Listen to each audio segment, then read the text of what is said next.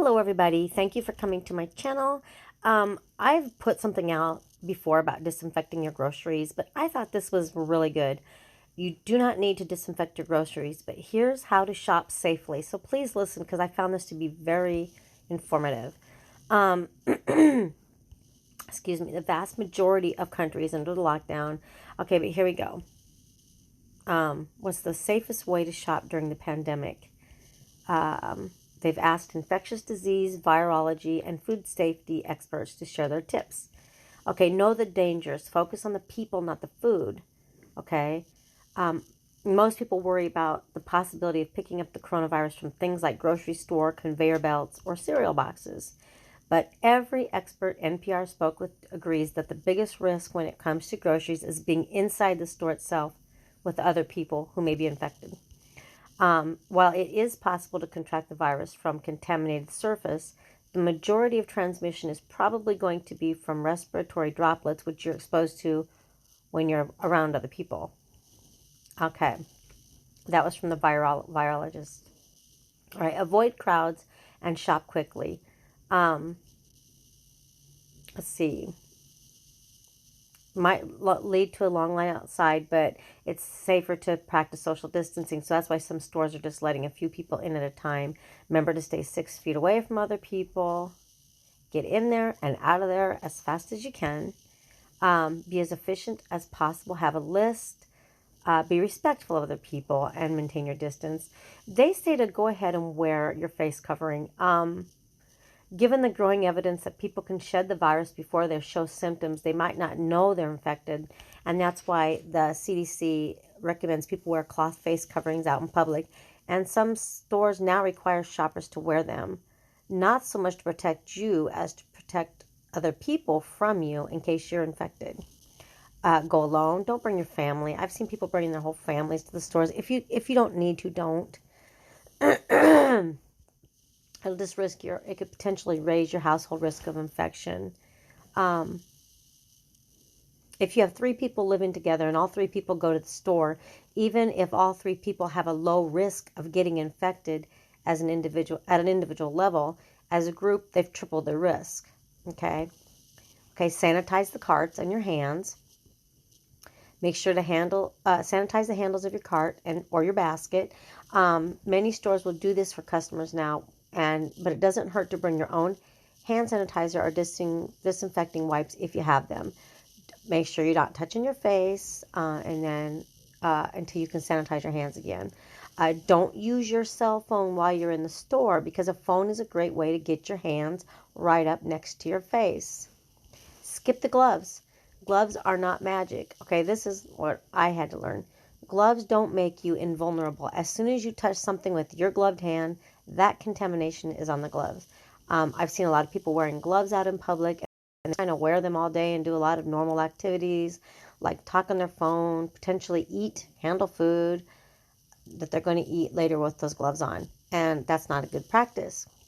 She leaves the gloves at home and just sanitizes her hands before going into the store and after leaving. Okay, let's see. So skip the gloves, but if you choose to wear them, make sure you remove them properly. The best way to remove gloves that might be contaminated is to basically grab them from the inside of your palm side and pull them out like you're pulling off a sock, and so you end up turning them inside out. Give your cashier space. The workers at the store are more at risk because they're interacting with many customers daily. So protect them by make sure you stay 6 feet away or as far as you can while checking out. Some checkout counters now have that plexiglass, which is good, but you still should be careful. But one or both of you should be wearing a mask. It's said to choose no-touch payment when you can, if it's an option. Now, I personally pay cash for almost everything, but it said they don't really know how long coronavirus can survive on cash. And look, it could be on your credit card too, guys. So it says either way, just make sure you sanitize your hands. Don't drive yourself crazy disinfecting your groceries. This was me. I always take solution and clean them, and I'm glad I read this because it says All the experts that they spoke to said that just disinfecting and hand washing every last item in your grocery haul is not necessary. You might find it comforting to know that none of these experts are doing this. The probability of getting infected from a contaminated surface is not zero, but it's very low, fairly low. That's because respiratory droplets would have to have landed on that exact spot, say on a box of cereal that you're touching. And even then, you'd have to get enough residual virus on your hand to start an infection. And you'd have to transfer that virus to your face. Bottom line, if you follow good hand hygiene practices, washing your hands, don't touch in your face, all that before cooking and before eating, your risk will be very, very low.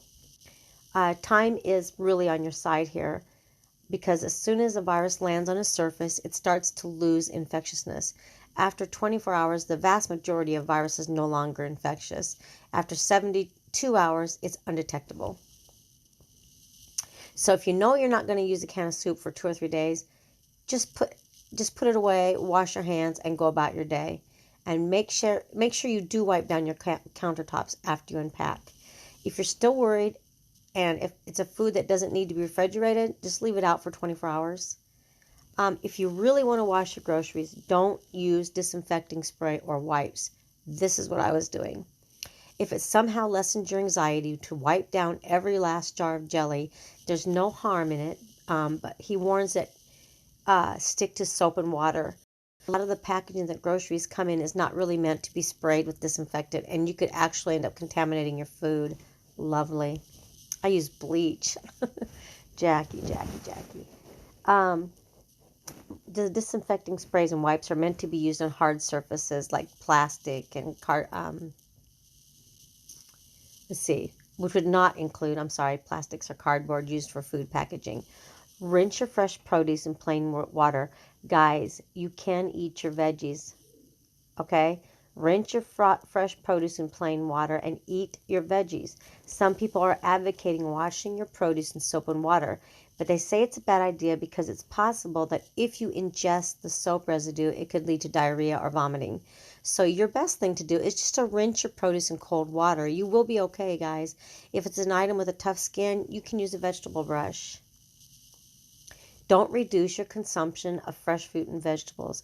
There's just no evidence that these foods can transmit the virus or can cause COVID-19. Plus, the produce offers valuable nutrients that are important in these stressful times, okay? You can eat your veggies and fruits.